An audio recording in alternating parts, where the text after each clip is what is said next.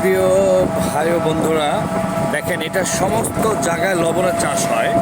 আমি অবশ্য লাইভে দিয়ে দিয়েছি, লাইভে একটা দিয়েছি, এটা আবার ভিডিও করছি আপনাদেরকে দেখানোর জন্যে। এই টেকনাফ যে আমাদের বাংলাদেশের ম্যাপের শেষ প্রান্ত এসে এমন কিছু একটা জিনিস দেখতে পেলাম যা সবার চোখে সচরাচর দেখা যায় না বা দেখতে পাই না আমরা, তাই দেখাচ্ছি। এইগুলো সব লবণের চাষ।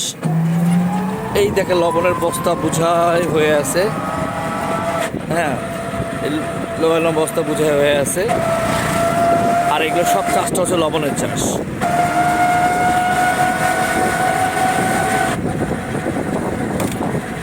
ওই যে দেখেন লবণ, মাইলকে মাইল লবণের চাষ হয়।